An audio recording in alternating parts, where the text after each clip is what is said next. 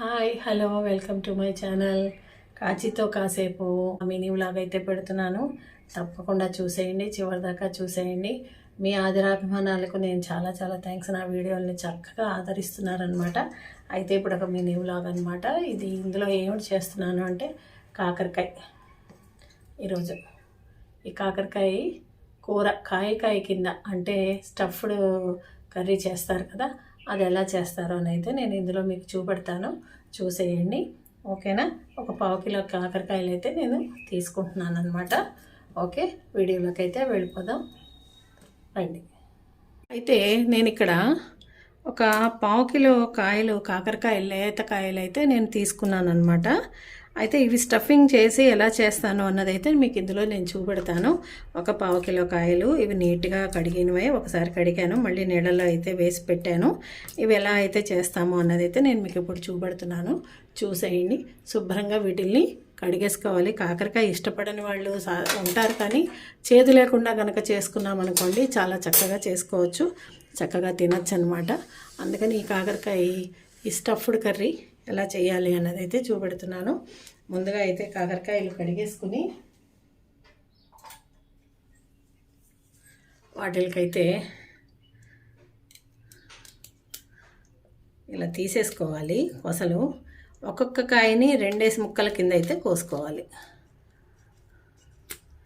ఇక కోసే కదా, వీటిల్లో మధ్యలో అయితే ఘాట్లు పెట్టుకోవాలి.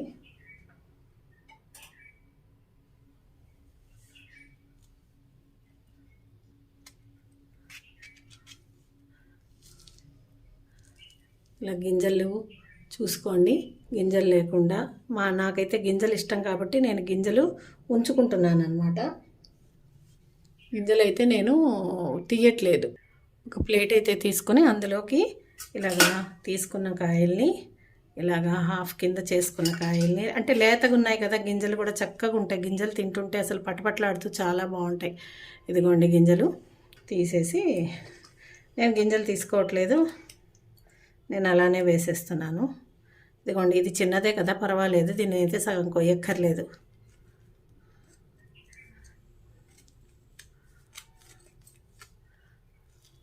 ఇదిగోండి, ఇందులో ఉన్నాయి కొంచెం ముదురుకున్నట్టున్నాయి, తీసేయచ్చు. ఇలా తీసేసుకుంటే సరిపోతుంది. చూసారా, బాగుంది కదా. అలానే ఈ కాకరకాయలన్నిటినీ కూడా అలానే ఉంచేసుకోవాలన్నమాట. అన్నీ కట్ చేసి పెట్టేసుకోవాలి. ఇదిగోండి, ఈ కాకరకాయని సగం చేశానమాట. వీటిని కూడా అలానే చేస్తాను, ఎందుకంటే నూనె ఎక్కువ పోయాల్సి వస్తుంది. అంటే చేదు కాకరకాయ మళ్ళీ చేదెక్కుతుంది కదా, కష్టం అవుతుంది అని వీటిని కూడా సగం చేసేస్తాను. తక్కువ నూనెతో అయితే సరిపోతుంది, పర్వాలేదు. అలాగా అలా చేసుకుని మిగతా అవన్నీ కూడా చేసుకున్నాక చూపెడతాను. ఇదిగోండి, ఇలాగైతే కట్ చేసేసి మధ్యలో లేత విత్తనాలు అయితే ఉంచేసాను, గింజలు తీయలేదు. ముదిరివి అయితే ఎక్కువేం రాలేదు. ఇదిగోండి, చాలా లేతగా ఉన్నాయి కాయలు, ఫ్రెష్గా ఉన్నాయి చక్కగా. ఇదిగోండి కాయలు ఇలా కట్ చేసి పెట్టుకున్నాను అనమాట. ఇది కాకరకాయకి అయితే శనగపిండి అయితే తీసుకుంటున్నాను. ఎంత క్వాంటిటీలో కావాలి ఏంటి అన్నదైతే ఇప్పుడు చూపెట్టేస్తాను, చూసేయండి. ఇప్పుడైతే మిక్సింగ్కి బౌల్ తీసుకున్నాను. ఇప్పుడు ఇదిగోండి, ఒక 1 2 3 ఇంకొంచెం ఉన్నా పర్వాలేదు, ఎందుకంటే అది నెయ్యి వేసుకునే అన్నంలో ఈ స్టఫింగ్ అనేది తింటే చాలా చాలా బాగుంటుందన్నమాట. అందుకని ఇంకొంచెం వేసుకున్నా కూడా నష్టమేం లేదు, కొంచెం ఉండేలాగానే చూసుకోండి. ఎందుకంటే కాయలు గింజ అవి ఏమి లేవు, ఉన్నాయి కాబట్టి చక్కగా స్టఫింగ్ కొంచెం ఎక్కువే పడుతుంది అనమాట. కనుక ఇది నేనైతే ఇంకొంచెం కూడా వేసుకుంటాను, ఎందుకంటే నాకు ఈ స్టఫింగ్ చాలా ఇష్టం అనమాట. దీంట్లో మొత్తానికి ఈ గరిటతో 4 అయితే తీసుకున్నాను. పెద్ద స్పూన్ ఉంటుంది కదా, దాంతో 4 నిండా తీసుకున్నాను.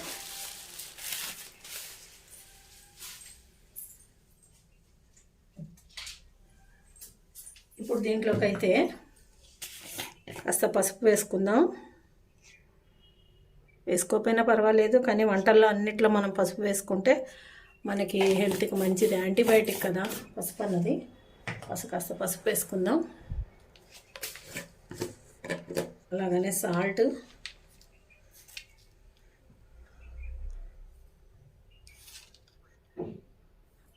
ఎక్కువ వేయట్లేదు, తక్కువే తిందాం సాల్ట్.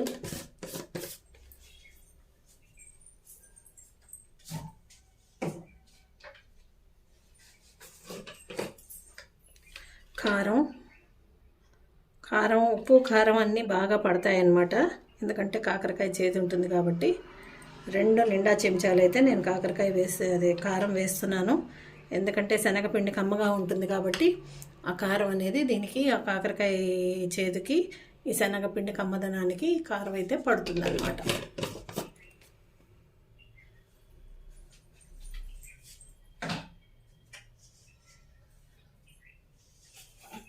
అలానే కాస్త జీలకర్ర, శనగపిండి కదా అందుకని జీలకర్ర వేసుకుంటే అరుగుదలకి బాగుంటుంది కాబట్టి జీలకర్ర. అలానే ఇంగువ, టేస్ట్ కోసం ఇంగువ.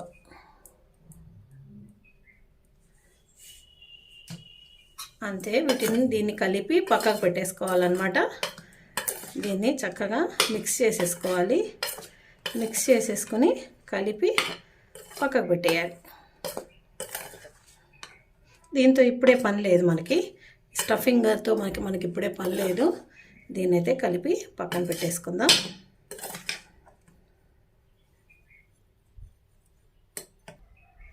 నేనైతే ఆల్రెడీ నూనె ఉన్న మూకుడే పెడుతున్నాను. ఎందుకంటే ఈ నూనె నేను నిన్న వాడాను అనమాట. అందుకని ఇది వాడేద్దాము అని అయితే నేను ఈ మూకుడు పెట్టుకుని ఇందులోనే వేయించేస్తాను. మీకు కావాలంటే వేరే నూనె మీకు కావాల్సినంత వేసుకోండి. ఎందుకంటే కాస్త నూనె వాడేస్తే చేదెక్కిపోతుంది నూనె. ఎందుకంటే కాకరకాయలు వేయిస్తే అనమాట, పాడవకుండా ఉంటుంది. అదే మామూలు నూనె పోసుకుంటే మళ్ళీ నూనె వేస్ట్ అవుతుందని నేనైతే ఇందులోనే వేయించేస్తున్నాను. స్టవ్ మీద బాండి పెట్టి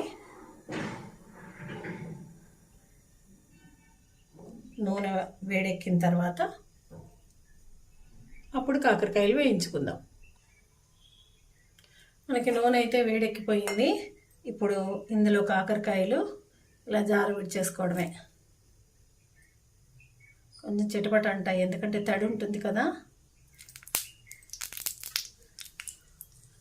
ఈ నూనెకి ఎన్ని పడతాయో అన్నీ వేసేసుకోవాలి.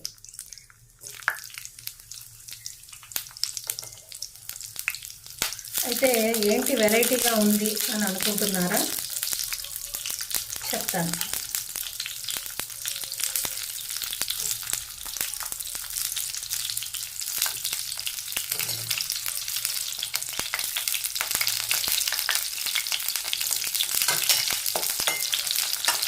ఈ తీసుకున్న కాకరకాయ ముక్కల్లో సగం ముక్కలు అయితే ఇందులో పడ్డాయి. ఇవైతే అందులో వేసేసుకున్నాను. వేసేసుకుని మూత పెట్టేసుకుందాం. ఇప్పుడు ఇవి కొంచెం సగా తగ్గించుకుంటే సరిపోతుంది, వేగుతూ ఉంటాయి. ఇక్కడ ఏంటి అంటే చాలామంది ఏం చేస్తారు అంటే స్టఫ్డ్ కాకరకాయ కానీ ఏదన్నా ఇలా చేసేటప్పుడు ఏం చేస్తారంటే కాకరకాయలో ముందు స్టఫింగ్ పెట్టేశాక దాన్ని వేయిస్తారనమాట. కానీ ఇది చాలా సింపుల్ ప్రాసెస్, అది కొంచెం లాంగ్ ప్రాసెస్ అనమాట. కానీ ఇది చాలా సింపుల్, అసలు చాలా బాగుంటుంది. ఇప్పుడు వేసాం కదా, ఆ తర్వాత స్టఫింగ్ అది ఎలా చేయాలి అంటే నేను చూపెడతాను. ఇది చాలా సింపుల్ ప్రాసెస్, మీకు 10 నిమిషాల్లో అయిపోతుంది. అసలు 10 సార్లు వేయించడాలు తీయడాలు అలాంటిది ఏది ఉండదన్నమాట. ఒకసారి అయితే చూసేయండి, ఓకేనా? చాలా వెరైటీగా ఉంటుంది ఇది. మధ్యలో అయితే తీసి ఇలాగా తిప్పుకోవాలి.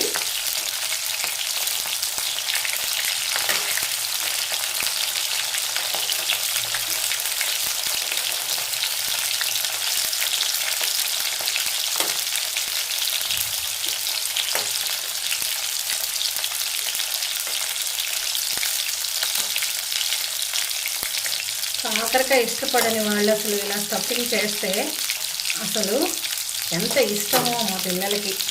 మా కోడలైతే అసలు ఇలా అయితేనే తింటుంది. కాకరకాయ తరిగి ముక్కల కింద ఫ్రై అలా చేస్తే తినదనమాట. ఇలానే తింటుంది మా అమ్మాయి. కానీ చేదు అనేది మరిపిస్తుంది, అసలు చేదు అనేది తెలియదు ఇలా కనుక చేస్తే అన్నమాట. చాలా చాలా బాగుంటుంది.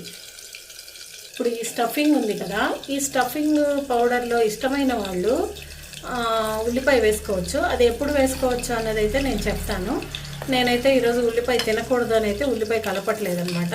శనగపిండి ఉల్లిపాయ మంచి ఫ్లేవర్ వస్తుంది కదా, అలా వేసుకోవచ్చు. ఆ ఉల్లిపాయ ముక్కలు అనేది ఎప్పుడు యాడ్ చేయాలి అన్నది అయితే నేను చెప్తాను. అది కావాల్సిన వాళ్ళు అలా యాడ్ చేసుకోవచ్చు అనమాట. చివరిదాకా అయితే చూసేయండి. ఇలా మూత తీసి మధ్య మధ్యలో కలుపుకుంటూ ఉండాలి, కిందకి మీదకి వేసుకుంటూ ఉండాలి. ఇంకా వేగలేదు, పచ్చున్నాయి.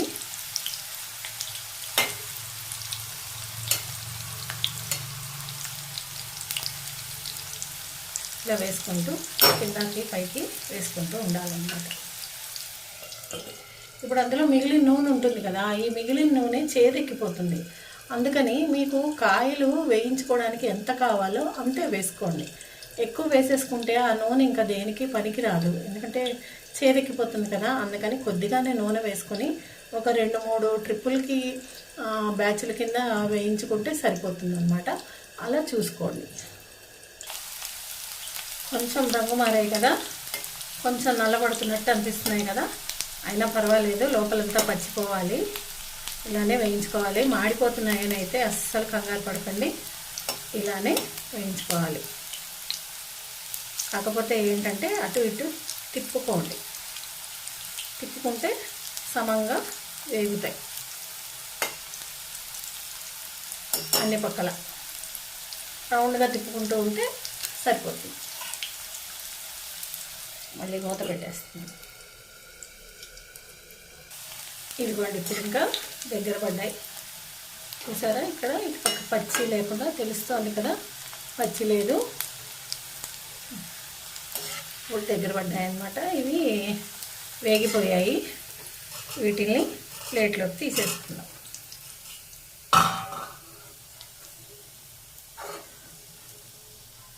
ఇదిగోండి, ప్లేట్లోకి తీసేస్తున్నాను.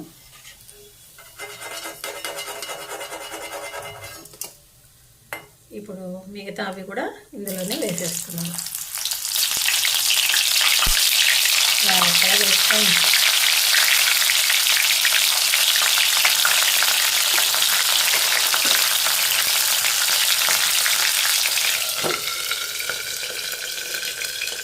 ఇప్పుడు ఈ బ్యాచ్ కూడా వేయించుకుందాం. సెకండ్ బ్యాచ్ చూసారా, తొందరగా వేగిపోతున్నాయి. ఎందుకంటే ఇవి కొసలు అలాంటివి కదా, తొందరగా వేగిపోతాయి అన్నమాట. అందుకని చూసుకోండి, మాడిపోకుండా చూసుకోండి. మాడిపోయినా దాని రుచి ఏమీ మారదు, చక్కగా ఉంటుందన్నమాట. అనిపిస్తాయి మాడిపోయాయి, నల్లపడ్డాయి అని, కానీ అసలు చేదు ఇంత పిసరు కూడా ఉండదు. అంటే చేదు పోవడం కోసంగా ఏంటేంటో చేస్తారు చాలామంది. ఓసారి ఉడికిచ్చి వార్చేస్తారు, మళ్ళీ ఉప్పేసి పిసిగేస్తారు, కొంతమంది మజ్జిగ ఉప్పు వేసి పిసుకుతారు, అదే మొత్తం పిసికేసి అదంతా పారపోసేస్తారు. అంత అవస్థపడాల్సిన అవసరం లేదు. ఇలా కనుక చేసుకుంటే అసలు కాకరకాయకి చేదు అనేది తెలియదు. చూసారా, ఇది కూడా వేగిపోయింది. సిమ్లో అయితే పెట్టేస్తున్నాను. పెట్టేసి ఇప్పుడు ఈ బ్యాచ్ కూడా తీసేస్తాను. అయిపోయింది ఇప్పుడు మన కాకరకాయలు వేయించుకోవడం అన్నది. అన్నీ వేగిపోయినాయి 2 బ్యాచ్ల్లో. 10 నిమిషాలు అంతేనండి, 10 నిమిషాలు మన కాకరకాయ ఇది రెడీ అయిపోయింది. ఇప్పుడు ఈ స్టఫింగ్ ఉంది కదా, ఈ స్టఫింగ్ కోసం కలిపి పెట్టుకున్న ఇది ఉంది కదా, అయితే ఇందాక చెప్పే కదా ఉల్లిపాయ వేసుకోవాలి అనుకున్న వాళ్ళు ఇప్పుడు ఇందులో ఉల్లిపాయ వేసుకోవచ్చు. ఇప్పుడు ఈ నూనెలో ఉల్లిపాయ వేసుకోవచ్చు. అలానే ఎల్లిపాయ, అల్లం వెల్లుల్లి పేస్ట్ వేసుకునే వాళ్ళు కూడా వేసుకోవచ్చు. నేనైతే వాడట్లేదు. ఇప్పుడు దీంట్లో ఈ స్టఫింగ్ మొత్తం వేసేస్తున్నాను. వేసేసి సిమ్లోనే పెట్టుకోవాలండి. దీన్ని ఒక్కసారి వేడి వేడి నూనెలో ఇది వేగుతుంది అన్నమాట. అంతే, సిమ్లోనే ఉండాలి. వేడి నూనెకి ఇది మొత్తం వేగి పౌడర్ లాగా అయిపోతుంది. చక్కగా ఈ శనగపిండి పచ్చివాసన అంతా పోయేలాగా వేయించేసుకోవాలి.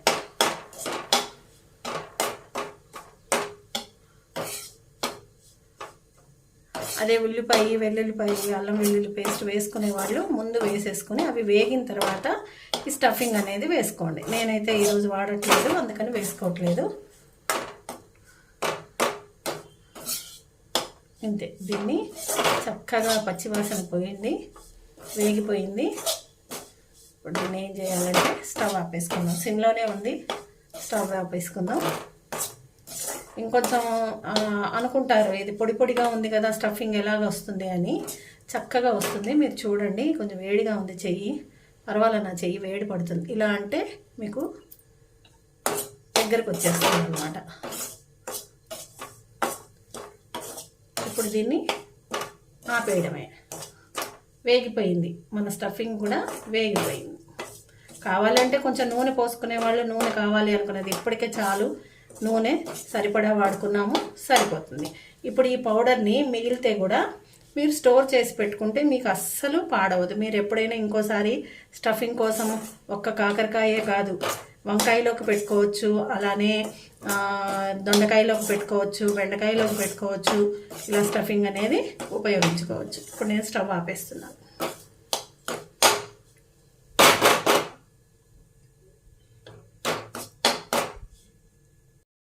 మన స్టఫింగ్ అయితే వేయించేసుకున్నాం కదా. ఈ స్టఫింగ్ చల్లారిన తర్వాత అప్పుడు ఏం చేయాలి అన్నది అయితే నేను చెప్తాను. ఇప్పుడు దీంట్లో మీరు ఉల్లిపాయ, వెల్లుల్లిపాయ వేసుకోవాలంటే వేసుకోవచ్చు అనమాట. నేనైతే వాడట్లేదు, ఎందుకంటే ఈరోజు నేను తినకూడదు కాబట్టి. మామూలుగా అయితే ఉల్లిపాయ వేస్తాను నేను, బాగుంటుంది అది. ఆ ఫ్లేవర్ అనేది శనగపిండి ఉల్లిపాయ అనేది పకోడీ ఫ్లేవర్ వస్తుంది కదా, ఇది కూడా చాలా చక్కగా ఉంటుంది. మీకు ఇందులో ఇంకా ఏమన్నా కావాలి అంటే ధనియాల పొడి అట్లాంటిది అలవాటు ఉన్న వాళ్ళు వేసుకోవచ్చు, అంటే మీ ఫ్లేవర్కి తగ్గట్టుగా. ఇప్పుడు నేను చెప్పేది సింపుల్ విధానం కాబట్టి ఇలానే చేసుకోవచ్చు. ఈ వేయించేటప్పుడు ఈ నూనెలో మీకు ఏం కావాలి అన్నదైతే అన్నీ కూడా వేసుకుని ఈ స్టఫింగ్ అయితే తయారు చేసుకోవచ్చు. ఈ పౌడర్ కనుక మిగిలింది అనుకోండి, మీరు దాచి స్టోర్ చేసుకోవచ్చు. స్టోర్ చేసుకుని నెయ్యి వేసుకుని అన్నంలో, వేడి వేడి అన్నంలో ఎప్పుడైనా తినచ్చు. అలానే దొండకాయకి కానీ, బెండకాయకి కానీ, వంకాయకి కానీ ఇలాంటి వాటిల్లో స్టఫ్ చేసుకుని అయితే వాడుకోవచ్చు అనమాట. చాలా బాగుంటుంది. ఇప్పుడు ఇదైతే చల్లారిన తర్వాత దీన్ని ఏం చేయాలి అన్నదైతే చూసేద్దాం. ఇప్పుడు ఈ కాకరకాయలోకి స్టఫింగ్ ఎలా చేయాలి అన్నదైతే చూసుకుందాం. ఇది కొద్దిగా వేడి తగ్గింది, నా చెయ్యి వేడి పడుతుంది అనమాట, పర్వాలేదు.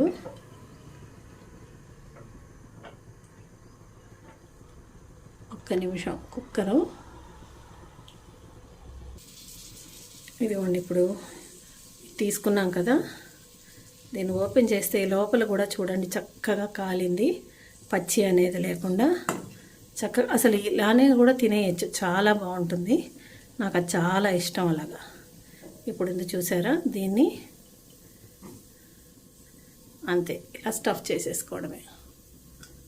చక్కగా నొక్కితే నిండా ఇలాగా వచ్చేస్తుంది. ఇలాగ పక్కకు పెట్టేసుకోవడమే. అలానే ఉన్నదంతా కూడా అలానే చేసేసుకోవాలి.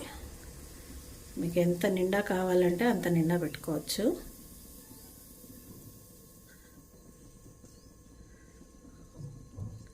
చాలా సింపుల్ అండి, ఇది చాలా ఈజీగా చేసేసుకోవచ్చు.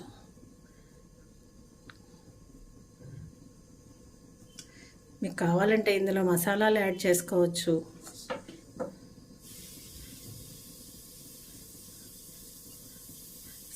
పప్పుల్లోకి, సాంబారుల్లోకి, ఇలాంటి వాటికి చక్కగా సైడ్ డిష్ చాలా బాగా ఉపయోగపడుతుంది. ఆ కుక్కర్ వచ్చేసింది అప్పుడే. పప్పు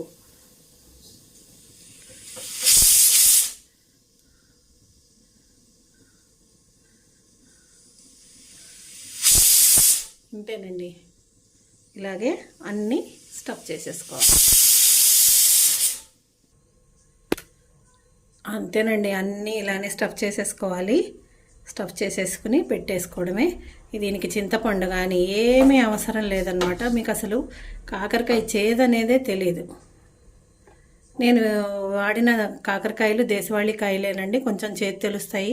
హైబ్రిడ్ అయితే చేతి తెలియదు, కానీ దేశవాళీ కాయలు చేతి తెలుస్తాయి. అయినా కూడా ఇవి చేదనేది ఉండవన్నమాట అసలు. నాకు గింజతో ఇష్టము, నేను అందుకని గింజ ఉంచుకున్నాను.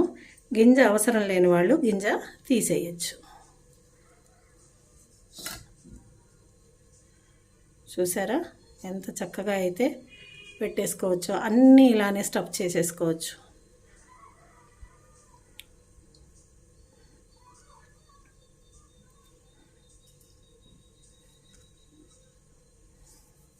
నేను ఒక్కటైతే పచ్చిదే ఉంచుకున్నాను.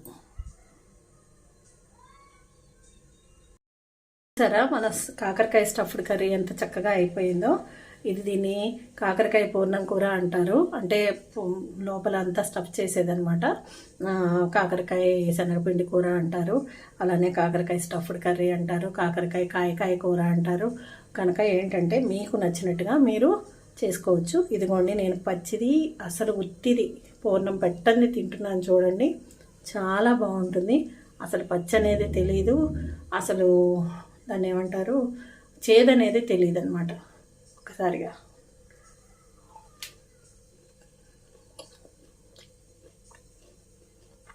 సూపర్గా ఉందండి. అలానే ఇక్కడ చూపిస్తాను చూడండి మీకు. ఇక్కడ మీకు ఇంత ఇది మిగిలింది కదా స్టఫింగు, ఇది పాడైపోతుందని అయితే అస్సలు అనుకోక్కర్లేదండి. చక్కగా నూనెలో వేగింది అనమాట, పొడి పొడిగా కూడా ఉంది కదా. దీన్ని ఒక డబ్బాలోకి స్టోర్ చేసి పెట్టేసుకుంటే రోజు అన్నంలో ముందు తినే ముందు వేసుకోవచ్చు. ఎందుకంటే ఇందులో ఉప్పు కారం అన్నీ ఉన్నాయి కాబట్టి వేసుకోవచ్చు. చాలా బాగుంటుంది.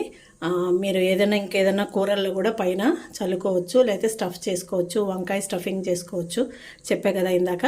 అలాగైతే ఇది వాడుకోవచ్చు. పాడైపోతుందని అయితే అనుకోక్కర్లేదు. నేను కావాలనే ఎక్కువ వేసానమాట.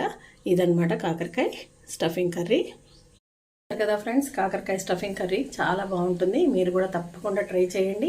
అలానే మీ రివ్యూ అనేది నాకు ఇవ్వండి. మీకు ఎలా అనిపించింది ఏంటి, చేసుకు తింటే చాలా ఈజీ ప్రాసెస్ కదా. తప్పకుండా ట్రై చేయండి. ఓకేనా? మరొక వీడియోతో మరొక వంటతో నేను మీ ముందుకు వస్తాను. ఓకేనా? ఉంటాను. బాయ్ అండి.